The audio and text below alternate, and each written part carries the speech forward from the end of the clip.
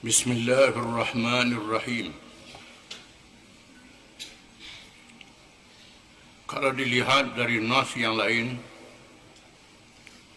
kita akan mendapat penjelasan yang menunjukkan bahawa apa yang berlaku itu adalah salah satu daripadanya, yakni daripada tanda-tanda besar dekatnya hari kiamat.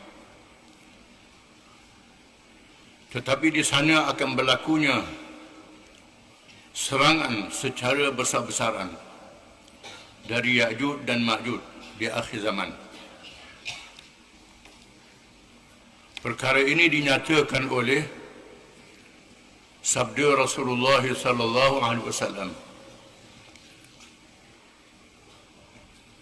Fabainama hum kadzalik إذ أوحى الله إلى عيسى عليه السلام أني قد أخرجت عبادا لي لا يدان لعهد بقتالهم فحرز عبادي إلى الطور ويبعث الله يأجوج ومأجوج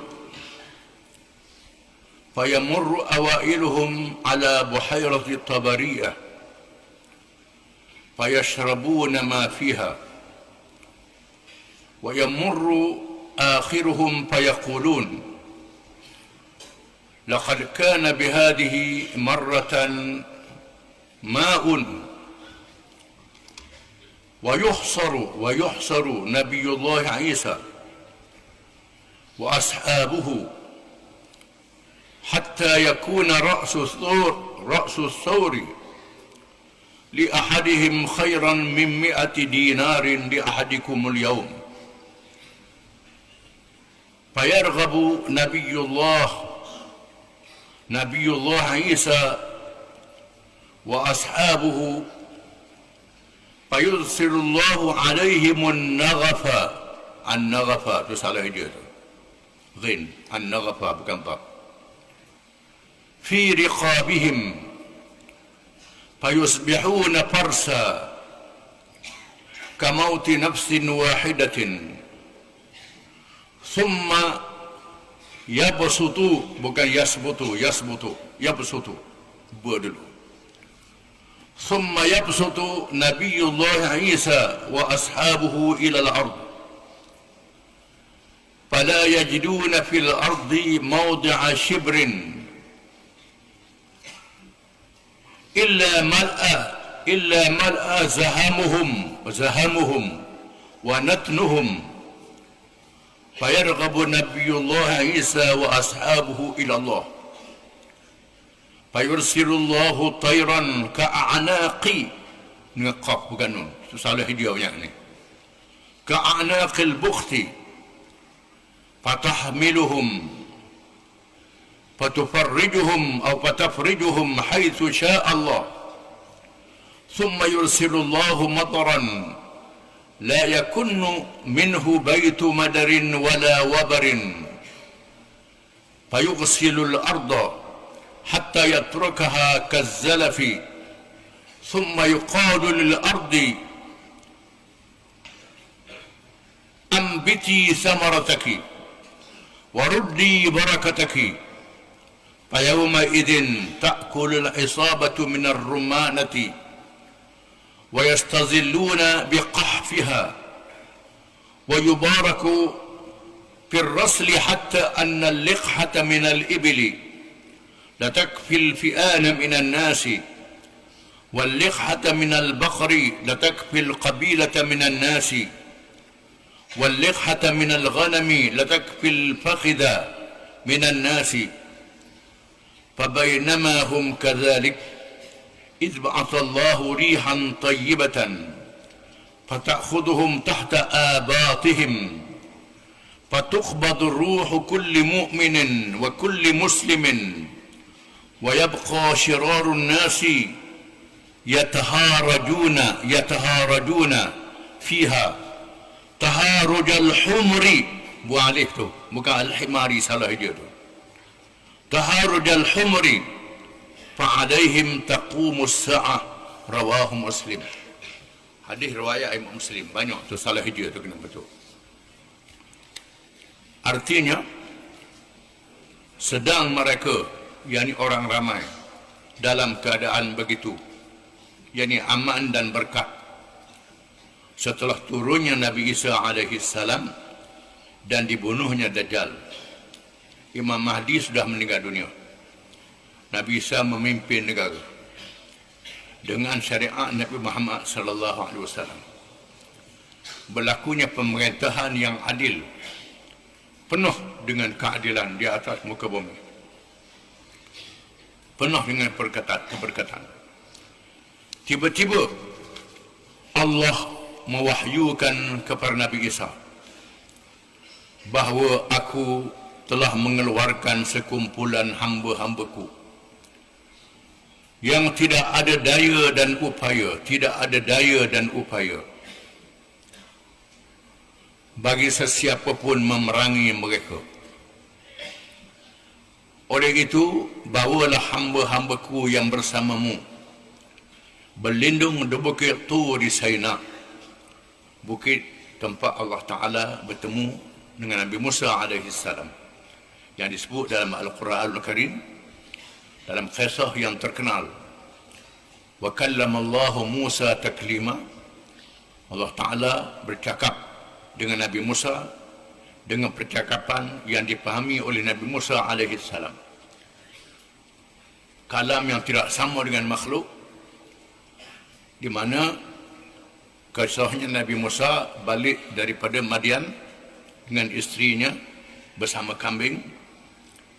Siapa di situ sesak, tak boleh berjalan, tak ada api, sejuk. Nabi Musa cuba menghidupkan api tak hidup. Tak ada nak pakoh batu, tak hidup api. Itu dilakukan oleh Allah dengan hikmah yang dikehendaki. Tiba-tiba Nabi Musa nampak api daripada jauh. Api, lalu Nabi Musa beritahu pada isteri dia, duduk sini, biar aku pergi dekat api itu, minta api, dan mudah-mudahan ada pula orang yang boleh tunjuk jalan. Bila sampai di situ, tiba-tiba Allah berfirman, wahai Musa, ana rabbuk, aku Tuhanmu, buang kasut.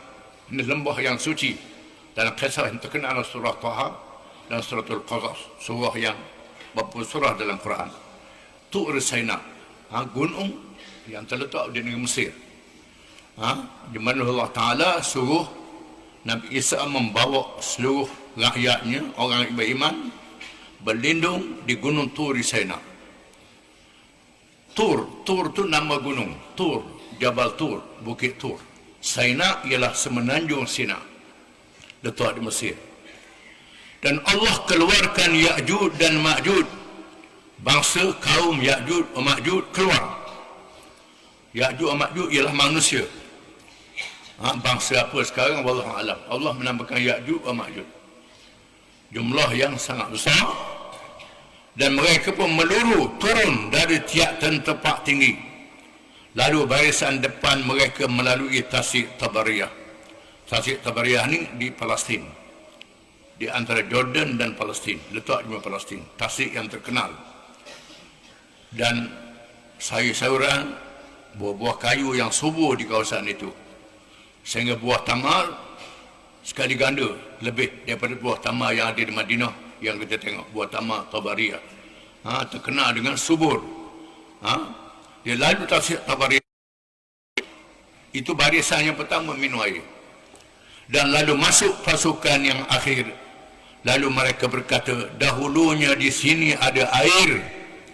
Dulu di sini ada air. Macam mana tak ada air? Sebab kering Tasik Tabariyah. Nabi Isa dan sahabatnya terkepung lama, sehingga kepala lembu lebih berharga kepada mereka dari 100 dinar, 100 duit emas, kerana tidak ada makanan. Dalam keadaan kelaparan, pada lembu, satu pada lembu lebih berharga daripada 100 dinar duit emas.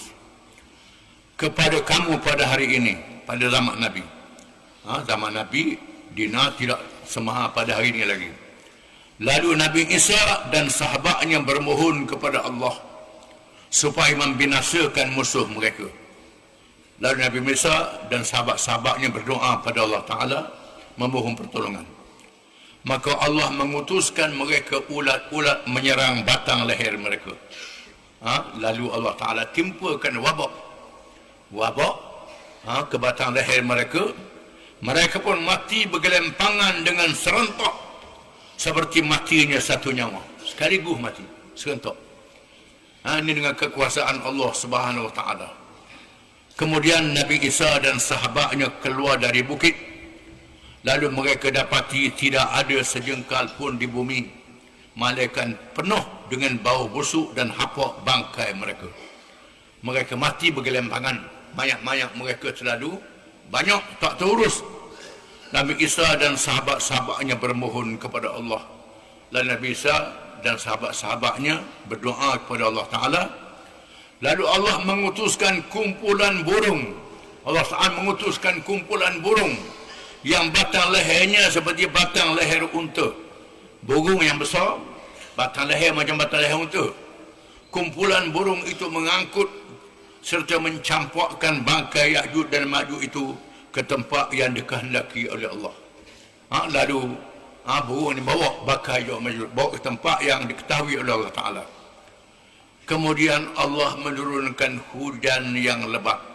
Turun hujan yang lebat, di mana sebarang bangunan tidak dapat menahan airnya daripada meliputi serta mencuci muka bumi sehingga bersih dan menjadi rata seperti cermin. Turun hujan, banjir sehingga membersih bumi daripada kekotoran.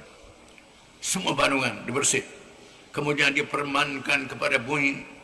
Allah Ta'ala perman pada bumi, tumbuhkanlah tanamanmu dan keluarkanlah buahmu. Dan kembalilah segala keberkatanmu. Allah Ta'ala perintah segala keberkatan dikembalikan. Maka pada masa itu sebilangan besar orang boleh kenyang dengan sebiji buah delima. Sebiji buah delima boleh dimakan beramai-ramai. Jadi besar buah-buahan, berkat. Dan boleh berteduh dengan kulitnya. Boleh berteduh dengan kulitnya. Buah jadi besar. Dan pada masa itu juga diberkatkan oleh Tuhan pada susu, sehingga susu seekor unta perahan mencukupi diminum oleh satu kaum. Susu seekor unta boleh minum satu kaum yang besar jumlahnya. Dan susu seekor lembu perahan mencukupi untuk diminum oleh satu kabilah. Keluarga yang besar. Dan susu seekor kambing perahan mencukupi untuk diminum oleh satu kaum. Itu keberkatan. Allah SWT jadikan keberkatan. Sedang mereka dalam keadaan begitu, dalam keadaan yang senang lenang, penuh dengan nikmat, tiba-tiba Allah menghantarkan sejenis angin yang baik, lalu mengambil mereka dengan tiupan di bawah ketiak mereka. Lalu dia ambil nyawa tiap-tiap orang beriman dan tiap-tiap orang Islam. Mari angin bertiup, angin yang lembut mencari siapa yang beriman. Walaupun iman sebesar satu zarah, cari. Walau dalam gua angin itu masuk di mana saja dan meniup, semua dimatikan oleh Allah Ta'ala. Mati habis. Dan tinggallah orang-orang yang jahat bercakaran sesama sendiri dan melakukan kejahatan seperti binatang keldai. Pada zaman itulah, pada zaman inilah berlakunya kiamat. Habis orang Islam mati, tak ada seorang orang Islam lagi. Habis. Yang ada iman sedikit pun mati semuanya. Tinggal kafir, tinggal manusia yang bergaduh, yang berkelahi macam binatang, berzina macam binatang, macam keldai. Tak ada malu, tak ada rasa apa lagi. Di masa itulah berlakunya kiamat. Allah Ta'ala hancurkan dunia semuanya dengan cara yang sangat dahsyat, yang tak boleh ditahan lagi. Meletup, bumi meletup, hancur lebuh habis, dibinasakan semuanya. Gunung ganang, bukit buka tercabut, laut-laut habis segalanya, dibinasakan oleh Allah dalam sekelip mata sahaja. Ini kekuasaan Allah SWT Dan pada hari ini saintis orang kafir pun percaya hari ini, percaya kerana mereka dapat mengesan melalui alat-alat yang canggih pada hari ini, bintang-bintang yang ada di angkasa lepas, bintang yang besar boleh meletup, boleh hancur, satu demi satu. Mereka saksikan pada hari ini serpihan-serpihan itu berlaga di antara satu sama lain. Mereka saksikan pada hari ini dan mereka sangat takut dan mereka percaya berlakunya hari kiamat yang tak boleh ditahan. Dahulunya tak percaya hari kiamat. Hari ini saintis percaya berlakunya dunia akan hancur lebur. Quran sudah beritahu 1400 tahun yang lalu, di mana nabi-nabi dan rasul-rasul sejak Nabi Adam sudah beritahu akan berlakunya kiamat, berlakunya kebangkitan semula manusia. Allah mencipta alam baru, dihidupkan semula. Ini kekuasaan Allah Subhanahu Wa Taala yang ditunjuk sebahagian daripadanya. Bagaimana bumi yang terbakar, pohon-pohon menjadi abu, turun hujan, tumbuh balik rumput dan pokok-pokok. Allah Ta'ala tunjuk di hadapan mata kita. Begitulah kebangkitan manusia bila berlakunya hari kiamat. Wallahu a'lam.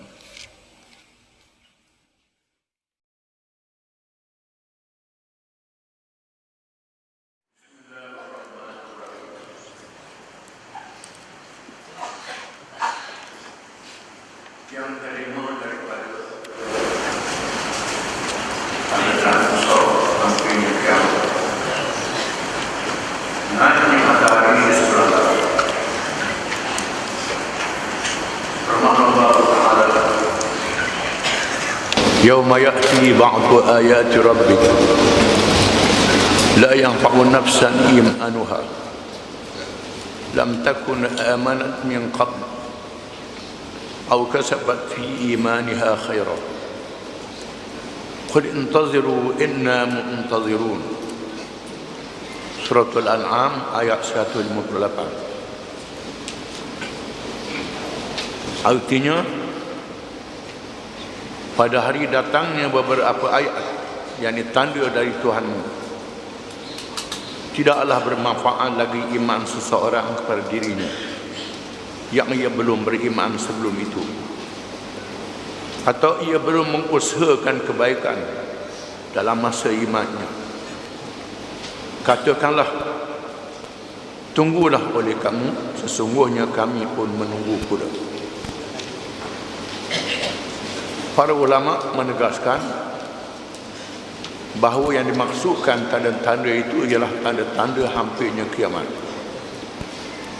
Di antaranya naik matahari dari sebelah barat.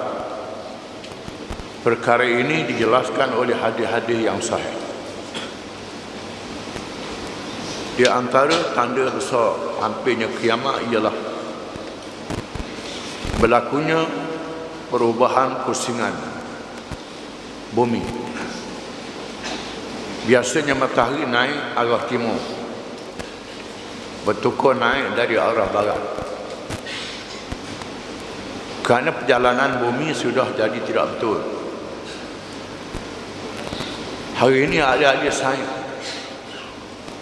sudah membuat kajian. Berlakunya perubahan paksi muka bumi. Kutub jadi berubah. Negeri-negeri sebelah utara bumi, Kanada, Soviet, Sweden yang belah utara, menjadi sejuk yang terlalu tinggi macam kutub, jadi berubah. Gunung-gunung kutub menjadi cair, air batu jadi cair, menyebabkan berlaku perubahan pasang laut. Air laut jadi tinggi pasangnya. Ramalan beberapa pula yang rendah, tanah rendah akan tenggelam. Ini ramalan ahli sains berdasarkan pada kajian yang mereka buat dari semasa ke semasa, di mana peredaran matahari jadi berubah. Itu berlaku pada hari ini. Puncanya ialah kerana manusia sendiri melakukan kerosakan.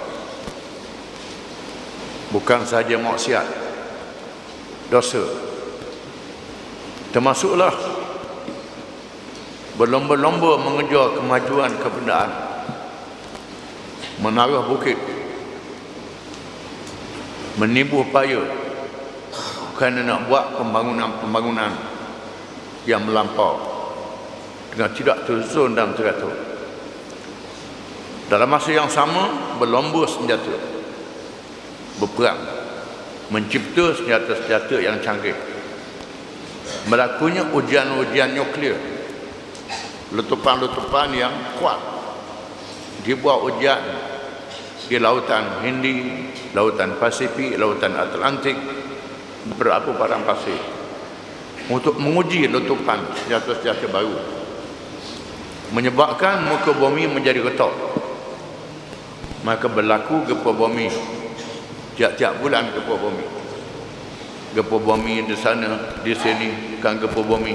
Ini kita ikuti dalam berita, dalam surat khabar. Tetapi banyak manusia tidak mengambil iktibar.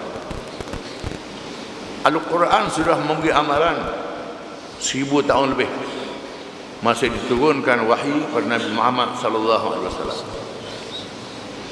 Para ulama sudah memberi amaran akan berlakunya perubahan pusingan bumi, sehingga sampai ke peringkat matahari naik dari arah barat, bukan di arah timur, pusing. Begitu. Di masa itu ditutup pintu taubat. Bertaubat pun tak terima dah. Buat amal apa tak ada apa dah. Manusia dalam takut bila melihat berlakunya begitu. Perkara ini dijelaskan oleh hadis-hadis yang sahih. Di antaranya sabda Rasulullah sallallahu alaihi wasallam, "La taqumu as-sa'atu hatta tatlu'a asy-syamsu min maghribiha. Fa idza tala'at ra'aha an-nas amanu ajma'un. Wa dhalika hina la yanfa'u nafsan imanuha lam takun amanat min qabl aw kasabat imanuha khairan." Akhrajahu Al-Bukhari wa Muslim. Artinya tidak berlaku kiamat sehinggalah matahari itu naik dari sebelah barat. Dan apabila ia naik dalam keadaan begitu dan dilihat oleh manusia, lalu mereka semuanya beriman, percaya ke Tuhan. Di masa itu iman seseorang itu tidak memberi apa-apa manfaat pada dirinya jika ia belum beriman sebelumnya, atau ia tidak berusaha untuk melakukan kebaikan di dalam berimannya. Sekiranya dia tak beriman sebelum tu, iman dia tak diterima lagi. Dia tak taubat sebelum itu, taubat dia tak diterima lagi. Tak beramal sebelum itu, amal dia tak diterima lagi. Amal mereka yang sudah ada iman dahulu mendapat fadilah yang sangat besar, kerana masa dunia yang sangat mencabar. Di masa itu ditutup pintu taubat. Bila matahari naik dari arah barat, pintu taubat ditutup. Kerana sabda Rasulullah sallallahu alaihi wasallam, "Inna Allah fataha baban qibala al-maghribi arduhu 70 aman lit-taubati la yughlaq hatta tatlu'a asy-syamsu minhu." Akhrajahu At-Tirmidzi wa sahhahahu An-Nasa'i wa Ibnu Majah. Artinya, sesungguhnya Allah telah membuka satu pintu di sebelah barat, luasnya 70 tahun, iaitu pintu untuk bertaubat. Ia tidak ditutup sehinggalah matahari naik daripadanya. Disebut pintu luas perjalanan 70 tahun menunjukkan luas pintu taubat. Ikut nak masuk ke mana-mana. Allah Ta'ala buka pintu taubat dengan seluas-luasnya, dengan syarat seseorang itu tidak syirik, tak menyekutukan Allah dengan sesuatu yang lain. Firman Allah Ta'ala, "Inna Allah la yaghfiru an yushraka bih wa yaghfiru ma duna dzalika liman yasha." Sesungguhnya Allah tidak mengampun dosa orang yang syirik, yang menyekutukan Allah dengan sesuatu yang lain, yang melantik Tuhan-Tuhan yang lain daripada Allah, sama ada berhala, patung, manusia, jin, syaitan, yang dianggap ada kuasa macam Tuhan, melakukan syirik. Mereka yang syirik tak diampun dosa oleh Allah Ta'ala kecuali dia balik pada tauhid. Yang lain pada itu Allah Ta'ala ampun dosa seseorang yang bertaubat, walau besar mana dosa sekalipun Allah Ta'ala ampun, dengan syarat dia tidak syirik, tak menyekutukan Allah dengan sesuatu yang lain. Kalau dia beristighfar, dia minta ampun dalam keadaan syirik, tak dia terima, tak, kerana dihalang oleh syirik, menyekutukan Allah dengan sesuatu yang lain. Sesungguhnya pintu taubat dibuka kepada orang yang tak ada syirik, yang buat dosa besar, apa besar dosa pun, selagi dia percaya pada Tuhan saja Allah, tak ada Tuhan yang lain, dia bertaubat dengan sungguh-sungguh, Tuhan terima taubat dia. Sabda Rasulullah sallallahu alaihi wasallam, innal hijrata khislatani ihdahuma tahjur as-sayyi'at wal ukhra tuhajiru ila Allah wa rasulih wa la tanqata'u ma tuqabbilat at-taubah wa la tazalu at-taubatu tuqbalu hatta tatlu'a asy-syamsu min maghribiha fa idza tal'at tubi'a ala kulli qalbin bima fihi wa kafa an-nasu al-amal. Rawahu Ahmad. Artinya, sesungguhnya hijrah itu dua perkara. Hijrah dengan makna berpindah, berpindah dari satu tempat yang lain. Dua perkara berpindah. Yang pertama ialah meninggalkan segala dosa. Mereka yang berhijrah daripada dosa pada taubat, daripada buat jahat pada buat baik, itu berhijrah. Berhijrah perangai, berhijrah iman, berhijrah akhlak, berhijrah daripada sesat kepada petunjuk, daripada kufur pada iman, berjahiliah kepada Islam, daripada jahat pada baik, daripada dosa pada bertaubat. Itu hijrah yang pertama. Dan yang lain ialah hijrah kepada Allah dan Rasulnya. Berhijrah meninggalkan tanah air bila dikuasai oleh kufur. Tanah air dikuasai oleh kufur, tak boleh nak semayang, tak boleh nak buat ibadat, tak boleh nak berjuang, tak boleh nak apa lagi, tak ada jalan, maka berhijrah di tempat yang aman. Sama ada tempat yang aman itu negeri Islam, negeri Islam, negeri yang ada orang Islam, kita berhijrah tempat ada orang Islam, boleh beramal di situ.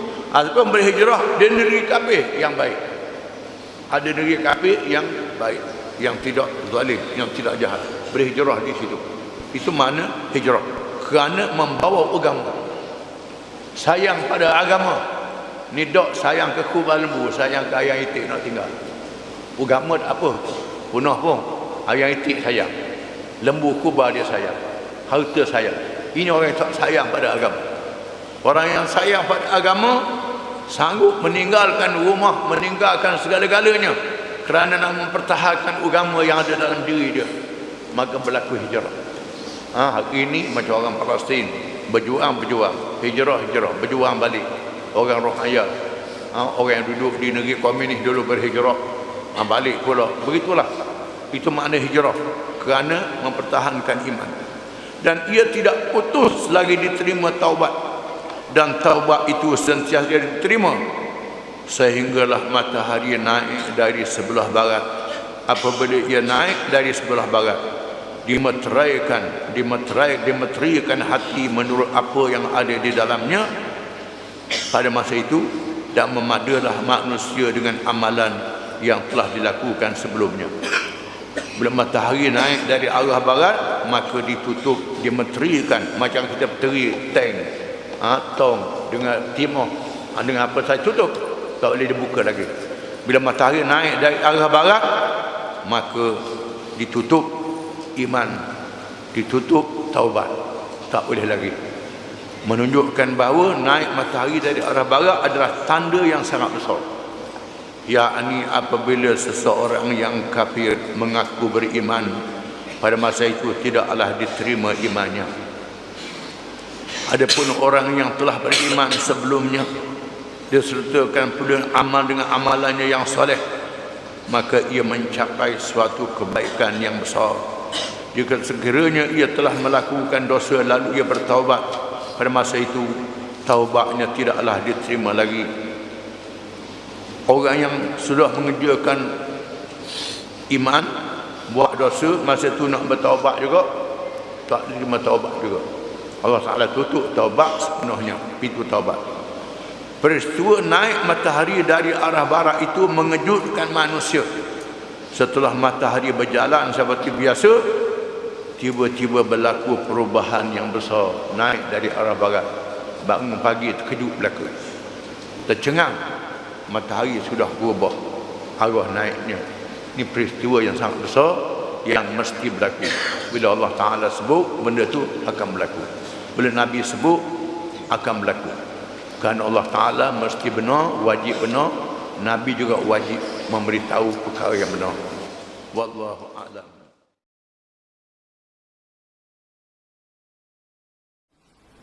Bismillahirrahmanirrahim. Yang keenam, keluarnya sejenis binatang dari bumi. Ad-dabbah. Di antara tanda besar hampirnya kiamat, menunjukkan kiamat boleh berlaku bila-bila masa saja. Berlaku peristiwa yang sangat dahsyat, yang sangat menakutkan, bukan saja menakjubkan. Kebanyakan manusianya mengira pelik, menakjubkan. Mereka tak takut pada hari akhirat. Sepatutnya mereka takut dan bersedia untuk hari akhirat. Apabila hampirnya kiamat, berlaku lagi suatu perkara yang besar, iaitu keluarnya sejenis binatang dari bumi yang belum pernah dilihat oleh manusia,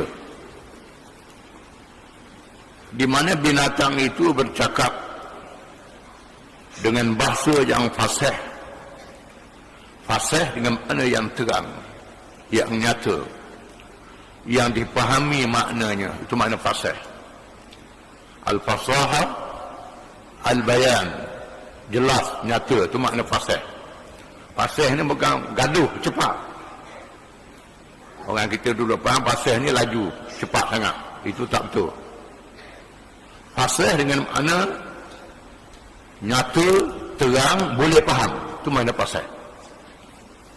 Kalau orang tu dia bercakap, orang tak faham, itu tak fasih maknanya. Al-fasah az-zuhur wal-bayan. Fasih itu ialah terang dan nyata.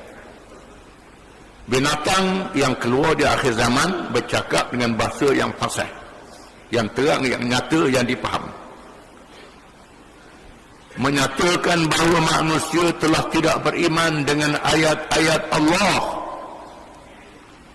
Manusia ni tak erti, tak percaya pada ayat-ayat Allah. Lalu ia mendedahkan yang mana beriman dan yang mana kafir dengan menyapu muka orang mukmin dan memukul hidung yang kafir, sehingga dijelaskan semuanya.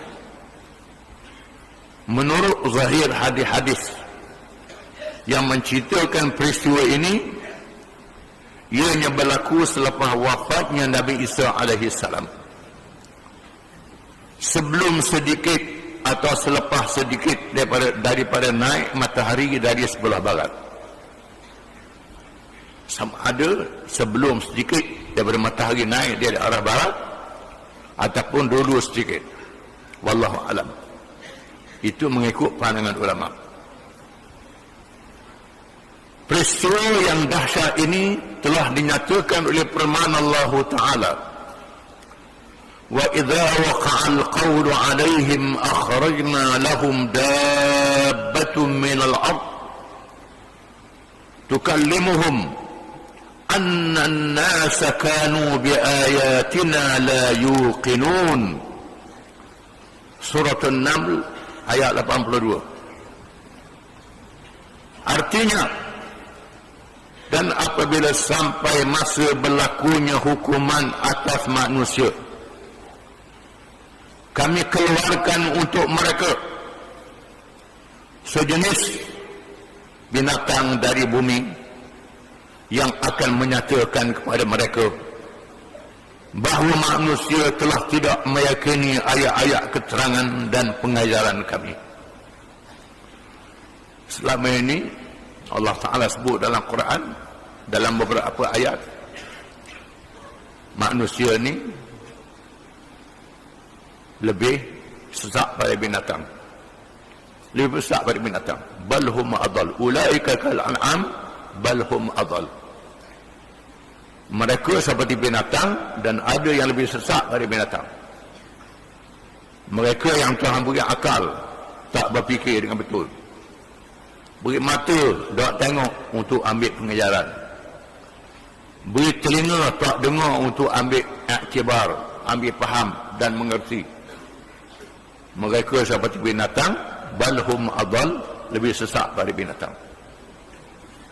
Dan ayat yang lain lebih kerah pada batu, atau asyaddu qaswah, lebih kerah pada batu. Batu takut pada Allah Ta'ala, manusia tak takut pada Allah Ta'ala. Walaupun Allah Ta'ala beri kepada mereka cukup lengkap akal fikiran, panca indera, boleh mendengar, melihat, merasa, cukup untuk ditaklifkan, dibebankan dengan perintah Allah Ta'ala. Kecuali mereka yang gila, yang nyanyuk, dimaafkan oleh Allah. Mereka yang lupa, dimaafkan oleh Allah.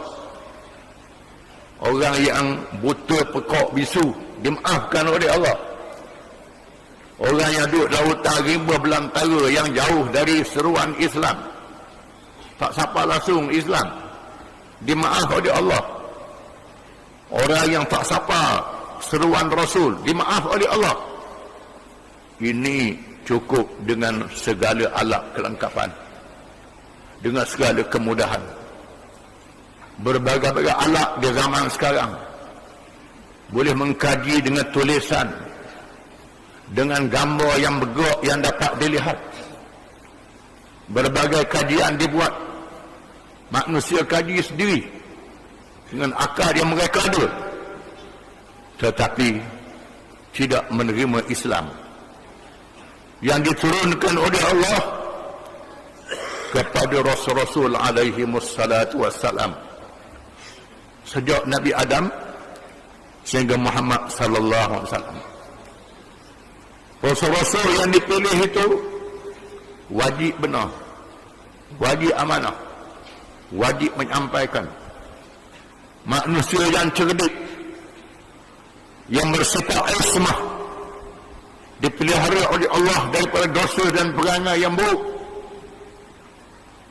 dilihat oleh manusia di zaman masing-masing, atau didengar dengan khabar yang mutawatir, riwayat yang mutawatir.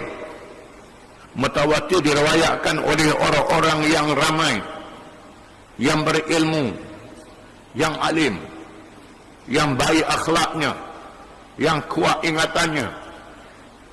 Seperti zaman kita ni, walaupun tidak ada lagi Nabi Muhammad sallallahu alaihi wasallam, tapi semua ajaran yang dibawa oleh Nabi Muhammad sallallahu alaihi wasallam, Al-Quran dan hadis-hadis ini diriwayatkan oleh ulama dengan sifat-sifat yang terpuji diberi oleh Allah Ta'ala.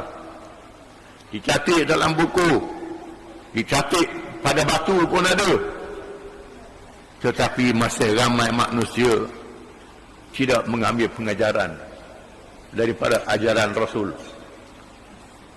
Walaupun ditunjuk bagaimana perkara yang diharamkan itu mendatangkan penyakit, babi, arak, dadah, candu, semua yang diharamkan mendatangkan penyakit.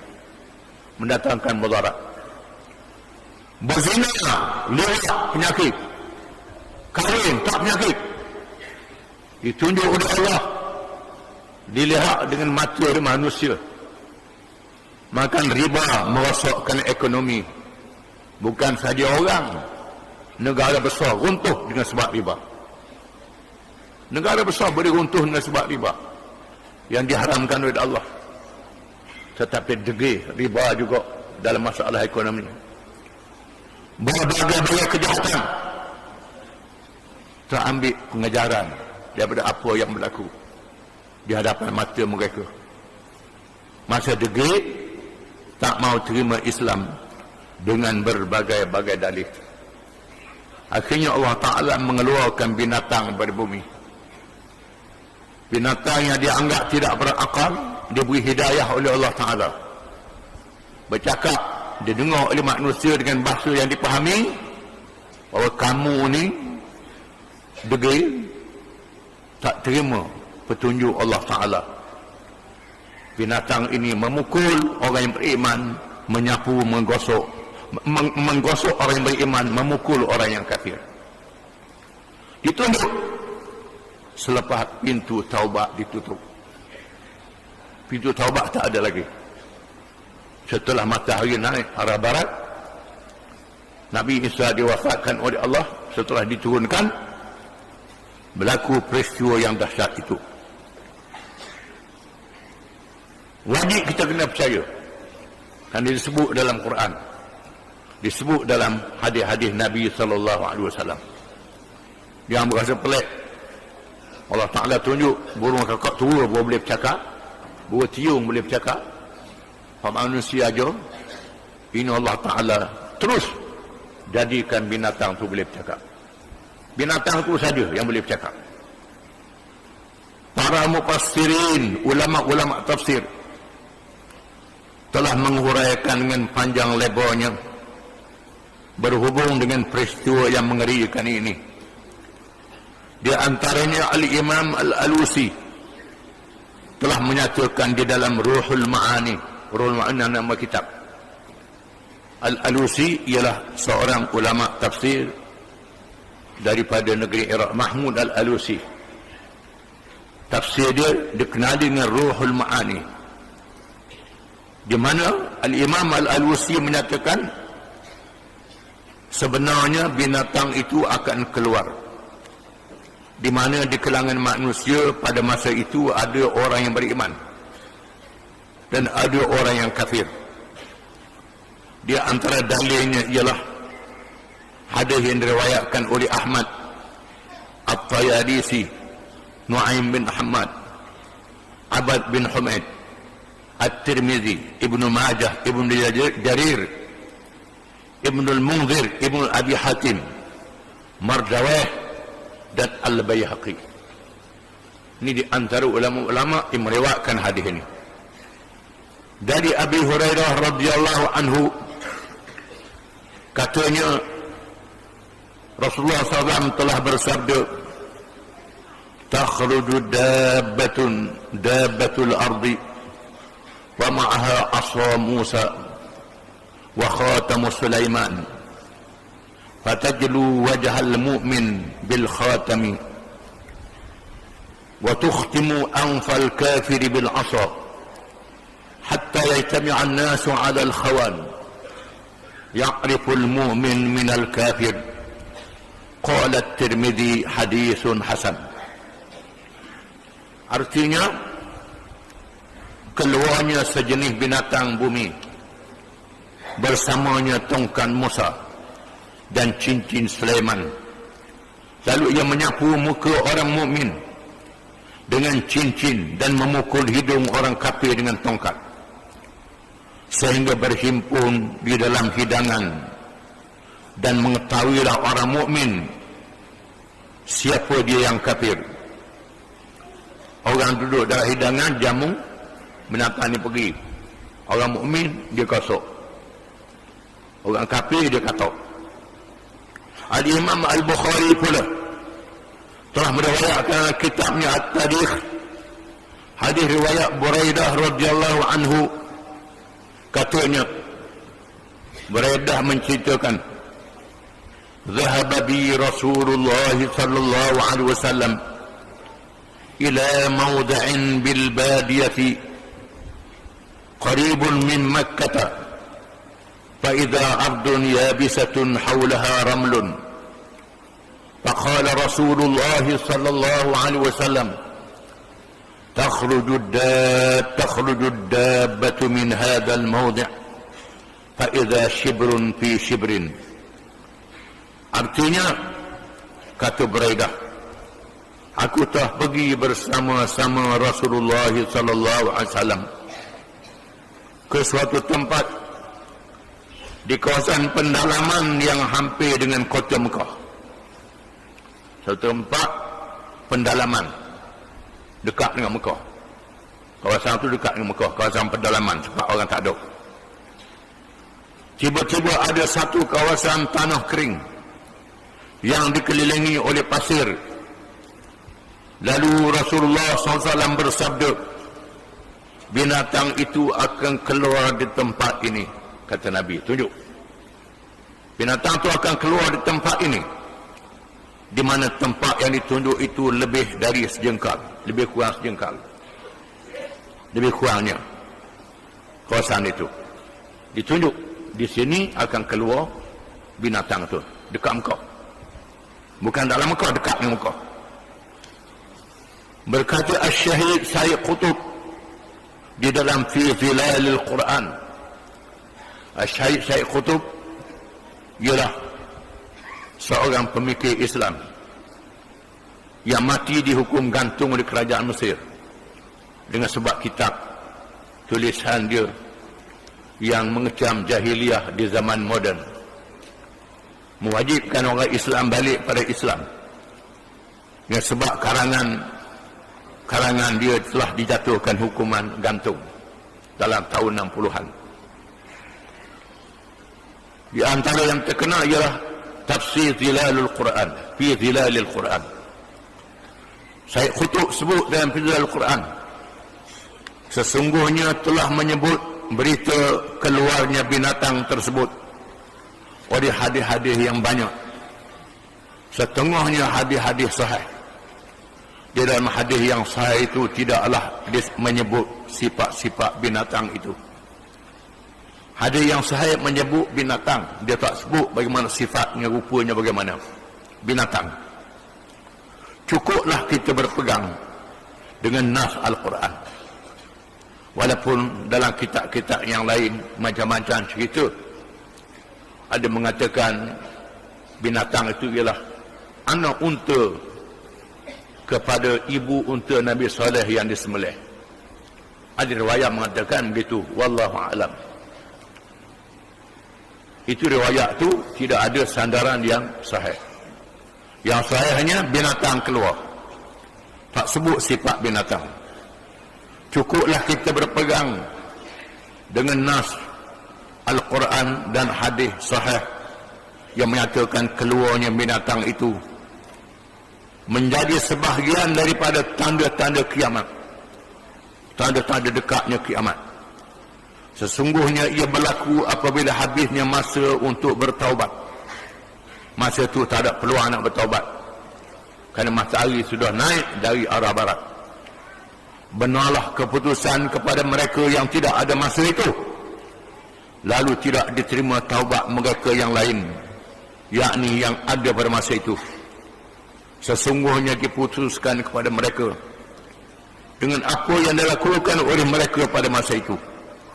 Kalau kafir, kafirlah mu. Mukmin, mukminlah mu. Ketika itu Allah mengeluarkan kepada mereka binatang yang bercakap kepada mereka, sedangkan binatang biasanya tidak bercakap, atau percakapannya tidak dipahami oleh manusia, tetapi pada hari itu mereka boleh memahaminya. Binatang pula bercakap pada manusia. Dah orang tak mau dengar ceramah dah, tak mau dengar mengajar, biar binatang mengajar, pada muka. Dan mereka pun tahu bahawa itu adalah perkara luar biasa yang menceritakan hampirnya berlaku kiamat. Sedangkan sebelumnya mereka tidak beriman kepada ayat-ayat Allah dan tidak percaya kepada hari yang dijanjikan. Sebelumnya mereka tak percaya. Bila tengok matahari dari naik dari arah barat, binatang pula bercakap, barulah bingung-bingung belaka. Tapi itu taubat sudah ditutup. Abdullah bin Amr radhiyallahu anhuma, Abdullah bin Amr, kalau ada wa baca Amar, tak ada wa Umar, menyatakan, aku telah menghafal suatu hadis yang tidak lagi aku melupainya selepas aku mendengarnya. Aku telah mendengar Rasulullah sallallahu alaihi wasallam telah bersabda, inna awwalal ayati khurujan tulu'u syamsi min maghribiha wa khurujud dabbati 'ala an-nasi duha wa ayyuhuma kanat qabla sahibatiha fal ukhra 'ala athariha qariban. Akhrajahu Muslim. Artinya, sesungguhnya tanda-tanda kiamat yang pertama, tanda-tanda yang besar, ialah naiknya matahari dari sebelah barat. Itu tanda yang sangat besar. Matahari naik dari arah barat, menandakan pusingan dunia, pusingan bumi sudah tak betul dah. Dunia muslim tak betul, perjalanan tak betul dah seperti biasa, tak istiqamah. Sebab manusia yang ada atas muka bumi tak istiqamah, maka Tuhan ajar mereka. Matahari tak ikut perjalanan lagi, manusia tak ikut perjalanan, Tuhan pusing, menandakan akan berlanggar. Matahari, bulan, bintang merempuh antara satu sama lain, hancur lebur, dan keluarnya sejenis binatang kepada manusia di waktu duha. Hadis menyebut binatang itu keluar waktu duha, yang mana dahulu di antara keduanya Allah alam, jarak masa di antara keduanya sangat hampir. Menurut pendapat Abdullah bin Amr bin As radhiyallahu anhuma, binatang itu ya al-jassasah yang tersebut dalam kisah Dajjal. Mengikut pendapat Abdullah bin Amr bin As, binatang itu al-jassasah yang disebut dalam hadis riwayat Muslim yang kita baca dulu berkait dengan Dajjal. Riwayat lain kata binatang anak unta Nabi Saleh. Wallahu alam. Itu benda yang wajib kita percaya. Apa jenis binatang tu, tunggulah masanya, manusia tengok. Wallahu alam.